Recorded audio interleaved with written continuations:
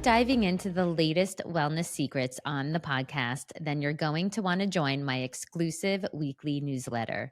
Get insider wellness tips you won't hear anywhere else. Be the first to know about my upcoming fasting workshops because let's be real, fasting is the secret weapon for surviving perimenopause. Access my weekly essentials, tools, and biohacks to help you thrive in midlife. I promise to make it worth your while, straight to the point, no fluff, just powerful tips to help you feel your best every single week. Don't miss out. Sign up now at thewelldrop.com. Let's take your wellness to the next level together. Welcome back to The Well Drop with me, your host, Amber Berger. Today, we're diving into a conversation that will make you rethink everything you know about hair care. We talk so much about what we put in our bodies, but what about what we put on them? Your hair products don't just affect your locks, they impact your scalp, your health, and even your hormonal balance. That's why I'm beyond excited to welcome Lynn Power, the co-founder of Masami, a revolutionary clean hair care brand that's redefining what it means to nourish your hair with powerful, non-toxic ingredients with a very special ingredient straight from Japan. With decades of experience in the beauty industry, Lynn saw firsthand how conventional hair products were packed with harsh chemicals, and she set out to create something different, something better. In this episode, we'll be unpacking the truth about toxic ingredients lurking in your everyday hair and beauty products, how clean, botanical rich formulas can transform not just your hair, but your overall well being, and why scalp health is just as important as gut health, the inspiration behind Masami, and how it changed the hair care industry, all for the better. So, if you've ever wondered whether clean beauty really makes a difference, this episode is for you. Get ready to learn why clean hair care is the new self care. Let's jump in. Lynn, thank you for being with us on the Well Drop today. Thanks for having me. And that intro was amazing. I mean, that you basically just said it all right there. We could So just end thank the you. conversation. But no, you are a powerhouse. I want you to describe what your former life was before we talk about your new life, because Oh my gosh. you My former are life. in the know about the beauty industry. And I think your insights are so important to share, kind of like what you saw and sort of what led you to also create Masami. Yeah. So my former life was interesting and I loved it until I didn't, but it was in the advertising industry for almost 30 years. And I worked on a lot of beauty business over that time. I worked on a lot of other clients too, but I found myself continuing to kind of gravitate back to beauty because I really love that sort of left brain, right brain mashup of how beauty works. Um, but I definitely feel like I'm atoning for my sins in advertising, having worked on a lot of brands that are very toxic. And I didn't know that at the time. That's my defense. But um yeah, it's shocking when you start to unpack what's actually in some of these things. I mean, I worked on St. Ives. Well, I Remember that? remember St. Ives. I used to scrub my face with a good St. Ives back in the day. Okay, that apricot scrub, which we all used to use, actually is crushed walnuts, which are little shards, sharp shards, and can actually damage your skin. Oh, So lovely. it's not there's nothing apricot in there. Um, and then of course they use these beautiful ingredient photographs that make you feel like it's supernatural. Well, yeah, then no, not so much. I worked on Noxema, which is incredibly Think we all know toxic. Noxema. Well, yeah, Yes. and just some other brands that, L'Oreal, their hair products, hair color, Clinique, Vichy, but I'm not I here to think we bash always all. forget, like, a lot of times we get lured by incredible marketing, incredible Yep, advertising, and we sort of, it's like that picture that they paint, you wanna be a part of that, where instead, I think in today's day, because I'm sure if we looked back that the ingredients probably have changed over time. I don't think they started out probably as toxic as they may be today, right? Like, the right. food Or they industry has didn't completely know. shifted. They Yeah, didn't know. Like, we're so much smarter now yeah. that, the power is really, like, to come back into our hands to make those empowered decisions, to take a look at, like, the ingredient label and just say, maybe just question it. Like, what is this? Like, you don't have to go into a deep dive, but Yeah. use maybe the EWG has, and there's so many other apps, so you can kind of like put the product in there and just see what it's rated.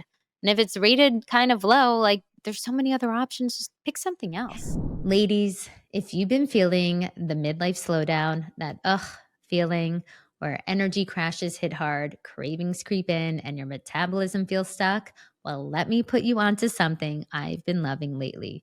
It's called Ignite by Healthgevity. This isn't a stimulant and it's not a quick fix. It is perfect for all of us in midlife. It is a clean, science backed formula designed to help us reignite our metabolic function, stabilize blood sugar, kick us into strong ketone burning mode, and it naturally supports our energy, all without pushing your body too hard. I use it when I need a little boost, and I suggest you try it for a minimum of 2 months because there's some powerful ingredients in there that the longer you take it, the more they kick in. Listen, in midlife, it's not about doing more, it's about fueling smarter, and Ignite helps us do just that. It's about fueling smarter, and Ignite helps you do just that. Tap the link in the show notes or head over to thewelldrop.com for a little bonus from me. Your metabolism is ready for an upgrade. Let's ignite it. I love that you're saying that because you're right. Like, it doesn't have to be that hard, but I feel like because the big brands still control the beauty industry to some degree, meaning the heavy spending, Fully. the messaging, even the imagery of around what is beauty look like. Yeah. Until Dove did that campaign, that was like, we're going to show real women, real beauty. It was sort of like, what?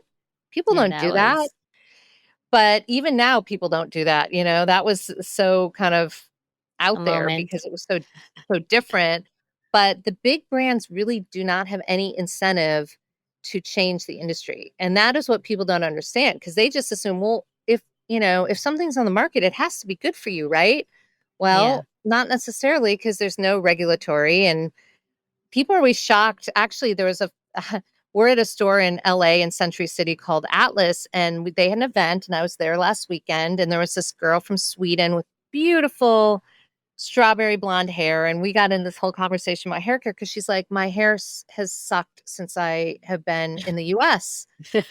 And I'm like, well, what are you using? And she goes, I picked up this product at the drugstore. And I said, that product has a lot of toxins that they don't allow in Europe.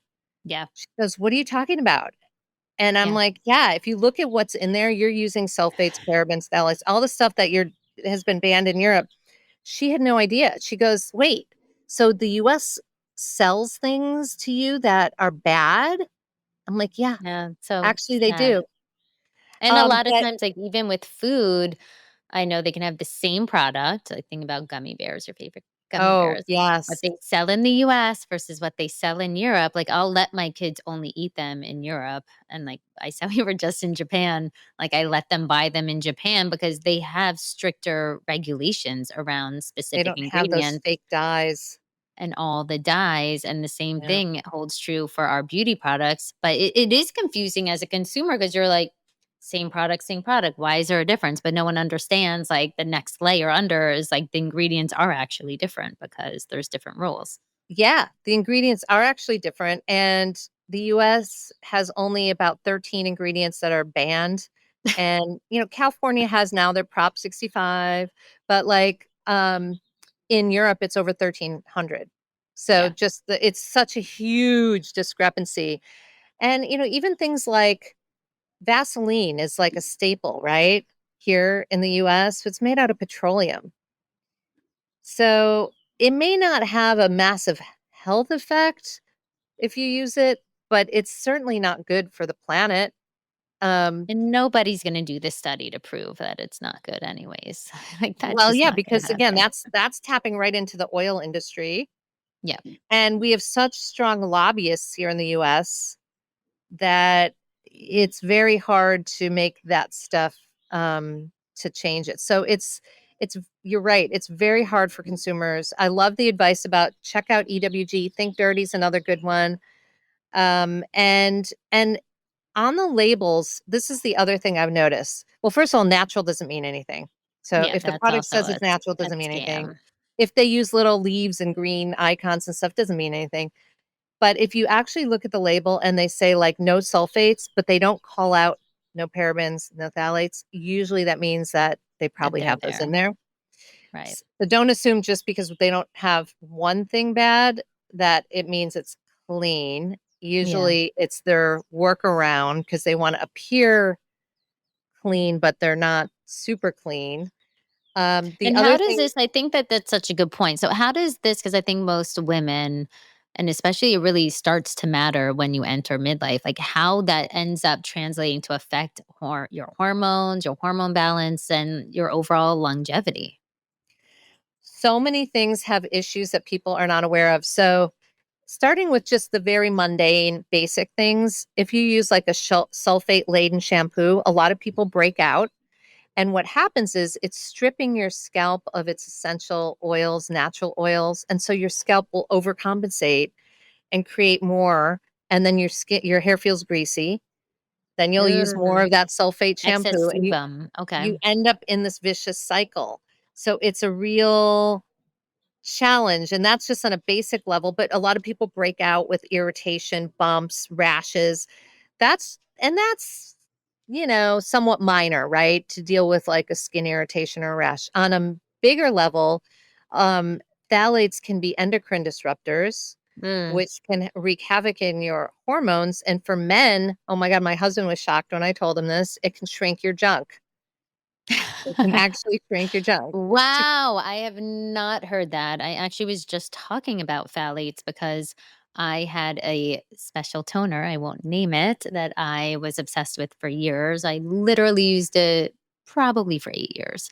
And I know from when I tested my blood work, it showed phthalates in my blood work and I couldn't oh, even get over it. I was like, wow, like it is real. And so only in like the last year have I really and becomes kind of addicting. I really have removed it from my skincare routine, but a friend of mine, they're actually just shifting the formula, was like, "Oh, I need to get my hands on it." And I was like, "No, you really need to break it because I don't even think we realize you get into like these habits and these cycles and that it really does matter about these phthalates and but the how did you sulfates. find out that the phthalates were in that product? Because a lot of times they're not obvious on a label. They're lurking in a It fragrance wasn't or they're obvious on the label, but mm, everyone so when you talk to, like, an esthetician who's gonna be honest with you, they will tell yeah. you because there's, like, a few different options of the toner, and the one that I preferred I tried the one without the phthalates, and then there was a different one they said, "But it has the phthalates." So, at first I went for the non, but then I went to the other, and I was like, "Oh, but I just, like, love that one." And Yeah. then, you kind of forget, like, "Oh, yeah, it had phthalates." Like, I forgot, like, I just, like, used it forever, and I'm, like, so in tune, I still forgot, like, it's natural human habit, but I just like the starting point is just don't use it. Like, just Just don't don't even use have it in it. the house. It's kind of Yeah. like junk food. Like if you can't control yourself, just remove the teas. I agree, and, I'm somebody I like fragrance. I like stuff to smell nice. I like my hair care products, my skincare products to have a little something, but fragrance is one of the worst offenders because in the US, you only have to put fragrance on your label and don't have to disclose what's in it, and oftentimes phthalates lurk in fragrances, and actually, there's a clean beauty guru that I work with sometimes, Cassandra McClure, and she got really sick from the fragrances that were in her Wow. beauty products to the point where she was having serious health issues. And what I will tell people about that is if like our fragrance on our packaging, if you flip the ingredient label, we say fragrance and then we say naturally derived phthalate free. So people Yeah. know, oh, okay, they've at least cleaned up the fragrance so it's not going to be a and if the fragrance doesn't say something like that, again, you gotta just It's assume greenwashing, kind of. yeah, or take the assumption that it probably has phthalates in it if they're not pointing it out that it doesn't. Hmm. And then again, the phthalates can be very challenging for your health. And then, of course, parabens, phthalates, sulfates, they can even like, Our dogs are gonna have a oh, dog off. yeah, and Lulu. my dog's barking and then it's creating your dog to bark. She's like, "What's It's going okay. on?" Um, But anyway, yeah, but those I things love can that your company and other companies out there, for me, the values are like for me, I focus on transparency, like being Mm, super transparent about what the product is. And so, how did you even come to create Masami and what is in it? Because I know in general that it is a yeah. clean product, it uses natural ingredients. Can you tell us about sort of what sets Masami apart from other hair care products out there? Yeah, absolutely. So I actually left advertising in 2018 and was doing some consulting, and met my co-founder, who'd been working on formulations for about 10 years. He had worked at Clairol and saw firsthand how damaged these Wow. models' hair was after they'd come in, get it colored, color back, all that thing. He'd gotten the formulas about 80% there. When I met him, I felt like we could clean them up a little bit more, and we did a lot of consumer testing, and so that's what we did. But his husband is named Masahiro and is from Japan, and his husband grew up in the northeast Japan in a little town called Atsuchi. It's in the Iwate prefecture. It's about 5 hour bullet train north of Tokyo, Wow. all the Okay. way at the So, very Bay of really Japan. remote, It's very very remote. remote. I've been there twice, and it's up there. That's Um, cool. but his mother was a hairstylist, had a salon, and No. he used a lot of beauty products growing up. And he told James, "Hey, there's this ingredient Macabu that my mother used to put in, like crush it up because it grows right there in the bay." And they would just kind of pull it out of the bay, dry it, crush it up, and put it in as like a DIY hair care, skincare. Put it Huh. in the formulas as a way to enhance the hydration and the absorption. And so that's how we found our ingredient. And then it took a while for our chemists to figure out how to actually work with it because it's not something that we really know here in the US. And Yeah.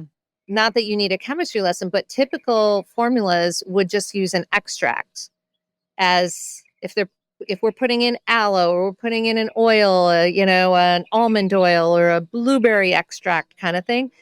But we found that it made the formulas too heavy because extracts are super dense, concentrated, Yeah, they're very you know. concentrated. So we ended up solving it by putting our macabu into our formulas as a powder.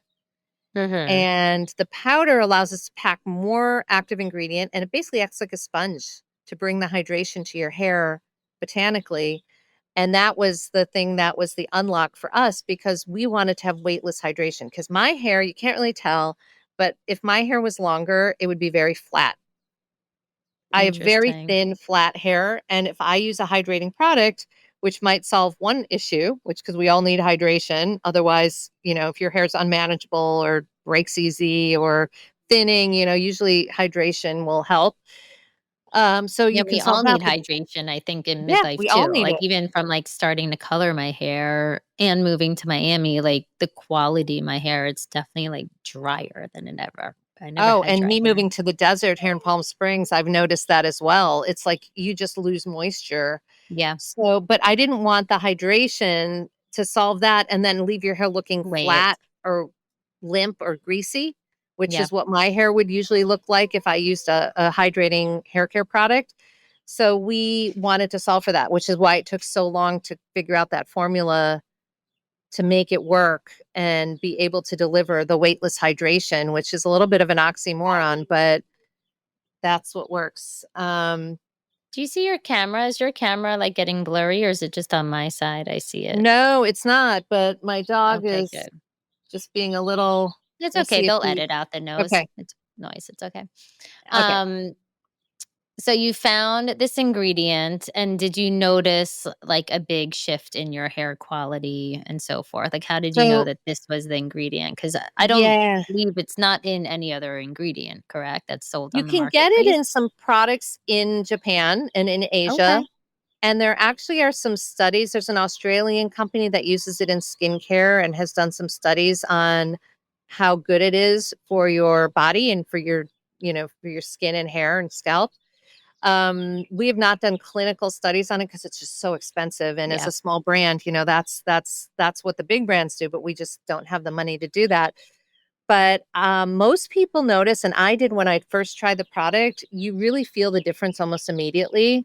Like you because first of all, you don't have to use a lot of the product, and you probably have seen that. Like it's a very thick product, and you can kind of water it down before you distribute it in your hair to just. Yeah.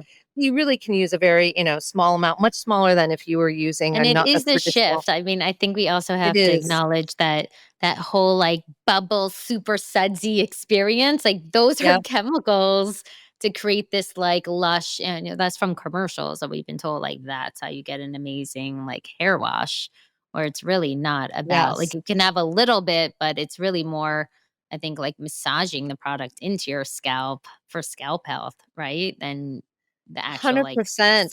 I mean, sudsing. yeah, we've been conditioned to think that suds are good, but suds are detergent. In fact, when I grew up, there was a commercial about squeaky clean hair. Squeaky clean is not what you want. Is it That's stripped then, stripped. right? That's literally stripped hair. But again, the advertising industry took a negative and made it into a positive and told Yeah. people that that's what you should have. And we also told people, because I didn't do that commercial. I'm not that old, but still. But we also told people they have to wash twice. The double wash, which is also a Yeah. bit of a fallacy, and that's a way for manufacturers to get you to use more product. Oh It's my like, god. Lynn, this is so great. We are breaking the conditioning today on our hair care. I mean, we're seriously, trying, but it's it's a big ridiculous how much deal. of this it's so ingrained in people though that they just have a hard time believing it. It's like, what? What do you mean I don't have to use that much and I don't have to Yeah. wash it It's all twice? marketing. Like we just It's all been marketing. it's great ads. Great ads, great marketing. And It's so that's why, like with our product, it's a 10-ounce bottle, but it'll last people a really long time because they're using less and then they don't feel they have to wash as often because they're not having the vicious cycle of what the sulfates create.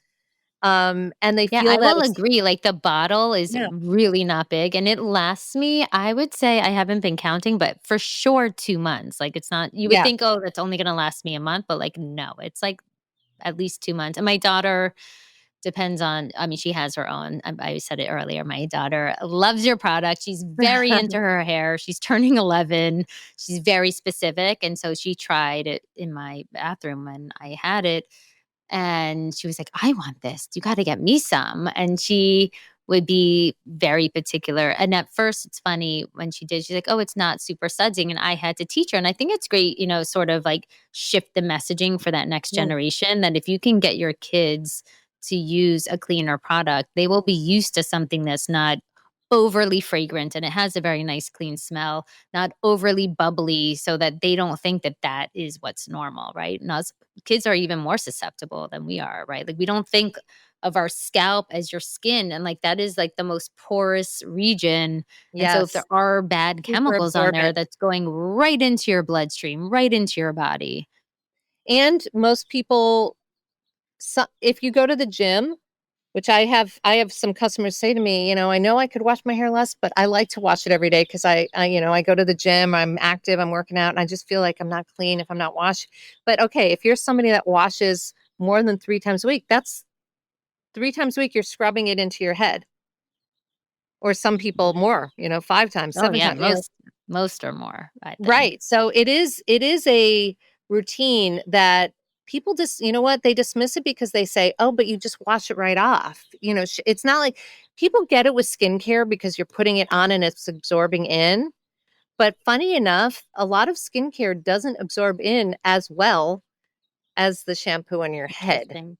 That's or the actually a conditioner. perfect it's a perfect segue to my next question was going to be, we always think about our gut microbiome, but we Yeah. really would never raise thinking about our scalp microbiome. Can you talk about that there is a microbiome on your scalp? Because I think scalp care has now become more normal. People think of it with Yes. drops and this and that, but I think people aren't realizing that your shampoo is probably that first step for your scalp.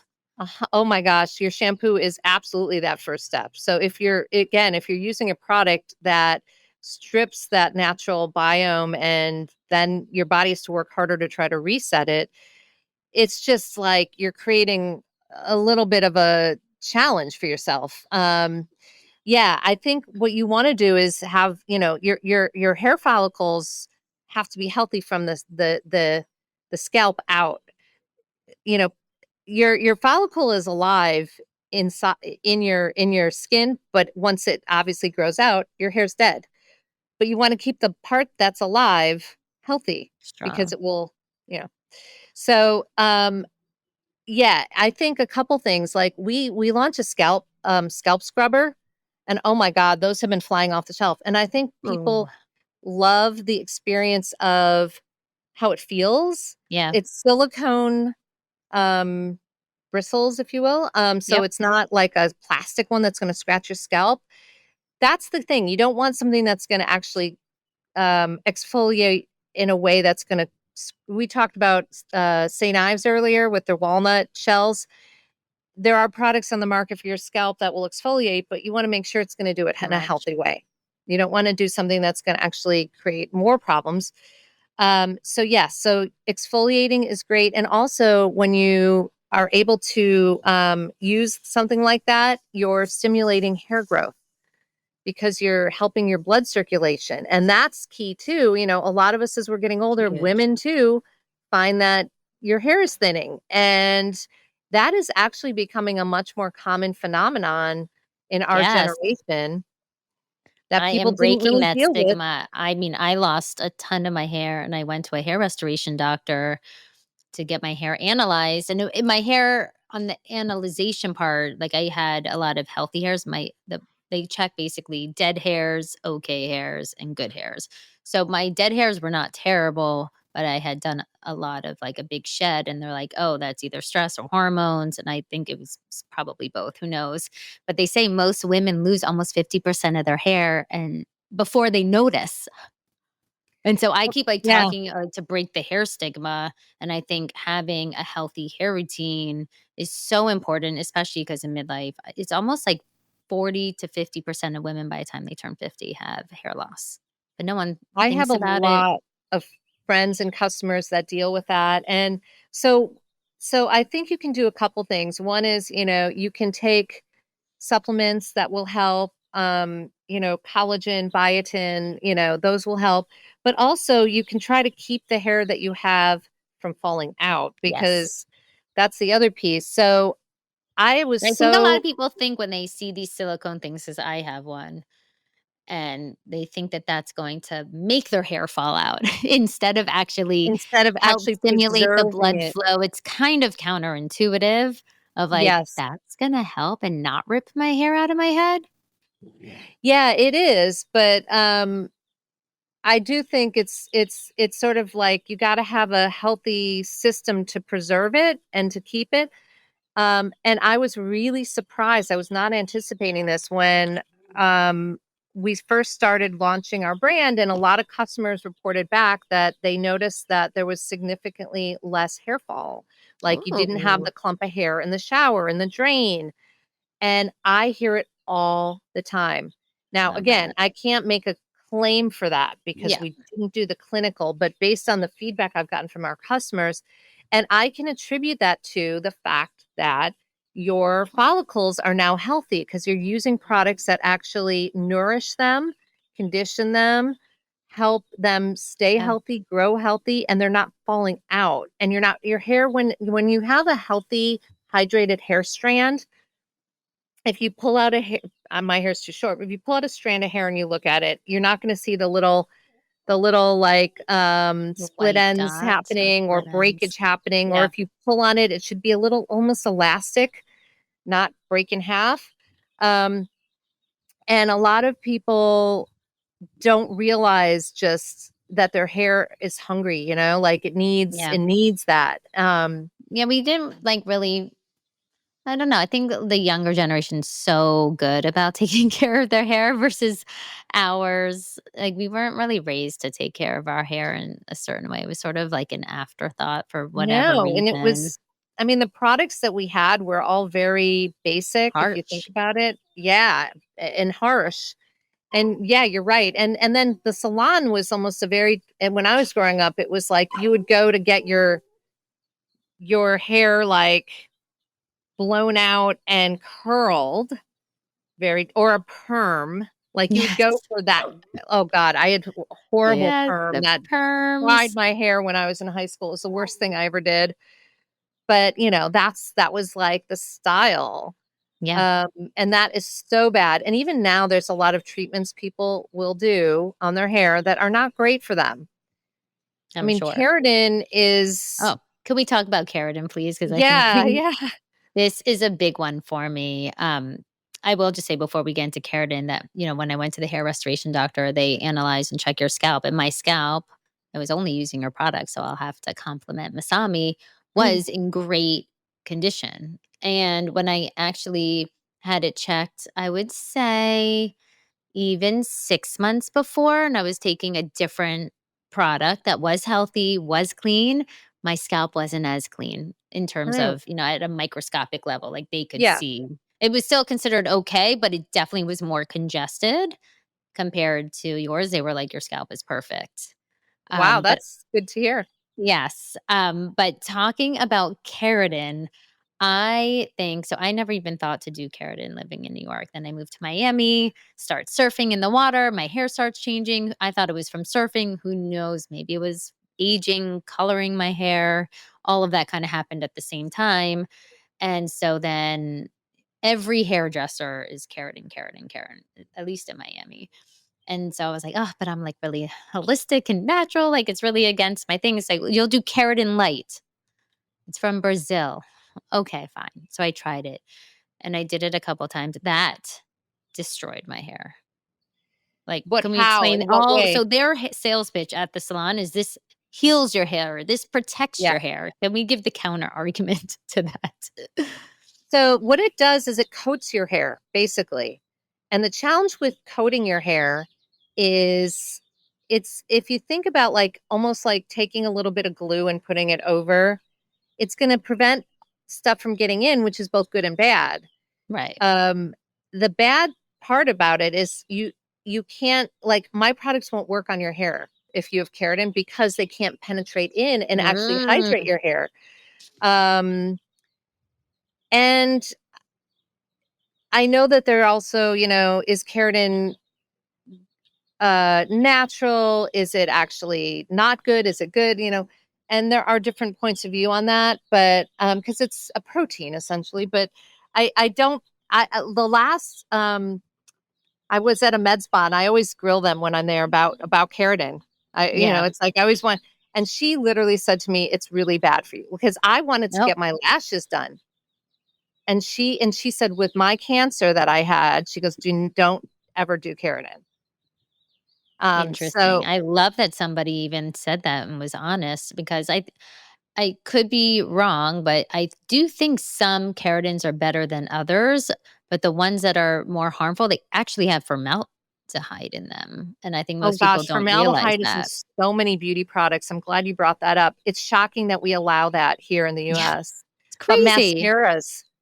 Yeah, most mascaras, you have to look for a clean one, but a lot of the almost all the mass products have formaldehyde. really. Oh, Mascara is yes. interesting because I had a Yeah. client who was so allergic to mascara. This was years ago and couldn't figure out, like, this allergy, like, "What's happening?" And it was from the mascara, and this was before, like, clean mascaras even came out. She just had to Yeah. stop wearing mascara. So no, formaldehyde is a really bad thing. You do not want to put that on your body. It's crazy. But there's so many things like that that are just when you think about it, you're like, well, duh. Of course I wouldn't want that on there, but yet they're still in all of our products. So So for that is someone who might be newer to clean hair care, who's yeah. like never really thought about it until listening to this conversation today, what would you suggest as like their first step that they should take when transitioning from a conventional product to something that's a little bit more of a holistic routine? Like if you have to Yeah. start with one product, because I always believe it's like a stepping stone to like get to more I things. like that. I always tell people that too because you don't know what's creating if you're having irritation or you're getting these little bumps on your neck or whatever, you don't necessarily know which product is the culprit. Yeah. So start and switch out your shampoo first because that's usually the one that you're, really scrubbing in and you're using the most. And then look for something at the minimum, no sulfates, parabens, or phthalates. Start Yeah. there. Because if you at least start there, you're going to, most of the time, products that don't have those three things also don't have the whole list of other things that aren't good either. So you're going to probably get a product that's, going to be EU standards. Yeah. But start there because, and like I said, if just be mindful of looking at the labels, because if they say no sulfates, don't grab it thinking, oh, good, that means it doesn't have parabens and Right. phthalates too. And that Chances is a trick. Like sometimes they'll see one thing. Like I really try to teach my kids when looking at products, like you've got to check all these things. And instead of me just constantly like buying them and supplying the house with it, like we'll go to the store and I make them like take a look and make sure they're reading it. Cause yeah, it is once you do it, it becomes so normal, but the first time you start doing it, a lot of people are like, "Oh, that's annoying. Does it even really matter?" But my counter argument is like, "Yes, it matters. We're bombarded with so many toxins. The least you could do is just kind of minimize your load on those things that you're using every day. And if you're washing your hair every day, shampoo is yeah. like an easy one and just sort of like It tick the box of like it's a little bit you're just upgrading." exactly just and so take each product and just do that. Give it a couple weeks, make sure your hair agrees with it, and then move on to the next one, the conditioner, your styling products, etc. And then also, if you look if you look up sulfates, like Google it and look at the different terminology that can be on a label, you'll start to go, okay, get a hang of, because The the problem words. is they don't They're always big show up on the words. label. Yeah. And they don't always show up on the label the way I'm making it sound like, oh, it should just have the word sulfate. No, a lot of times it will show up What about like as, natural what do they say? Like natural fragrance, like that sounds like it would be healthy, but it's not. yeah, you want it to say phthalate free. You know what I mean? Because that's what really is more important. So sulfates can show up, just for an example, it can show up as SLS, which is Yeah. sodium lauryl sulfate, or SLES, sodium lauryl sulfate, or ammonium lauryl sulfate. No. And sometimes they'll just put SLS or something, or you won't really know. So you like that's where, if you just know to look out for those couple of terms, it helps, because that will hopefully help you avoid anyone who's not being completely transparent on their Yeah. packaging. I love that. And thank you so much for sharing your wisdom with us today. I think it's been an eye-opening conversation about hair care. And I don't think most people really break it down in this authentic way. And I love that your past experience was really in the industry. So you really have insider knowledge of sort of how things work and how things are marketed and how we can easily be misled.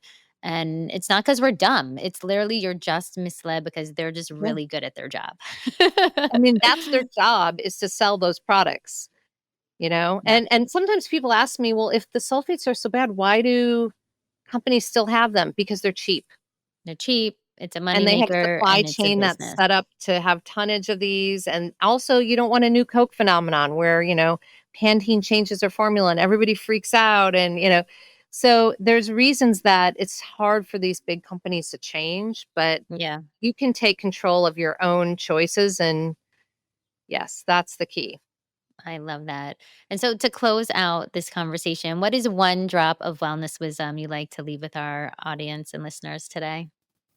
Oh gosh, I have so many, but I will say it's most of them. I'm assuming that most people are listening are probably a little bit like you and I, in that you put everybody else first and put yourself Definite. kind of second. That's a And so, woman, usually as a being a woman. woman, like, that's just what we do. So my one ask of everybody is, flip it around for a week. Think about what you're doing for yourself and what you're putting on your own body and your own, because you're probably, buying organic produce and organic products for your kids and doing other things, but look at your beauty routine. Also, look at if stuff's expired, also get rid of it.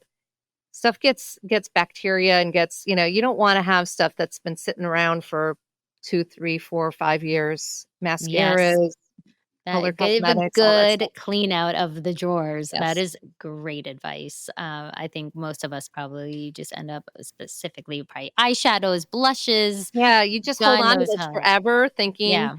but they aren't great. And over time, they're worse. So, yeah, it's tough Thank because when you're you. sustainably minded, you hate throwing it out. Yeah. That So feels I always have this wasteful. tug of I war think with just buy myself. less. Like, Like well, when I don't see people, I mean, I'm a simpleton, so I don't even use too many products and things. I have my specific things and like that's it. But when you see people with these like 15-step routines and all this oh my stuff, gosh, like, crazy. no, like you don't No, need any of that to look great. Like less is more and just buy what you need, use it, and then buy another one or buy two if like agree. there's a savings or something. But make sure you're gonna like get through it. I think within a year. I mean, anything over a year, how could that be healthy for you? And you're putting it Yeah, on your body. exactly. Well, thank you so much, Lynn. Thank Thank you for you. being Of with us. We love course. Masami, and we will. Where can we find you? Lovemasami.com, LOVEMASAMI.com, or Love Masami Hair on pretty much every social channel.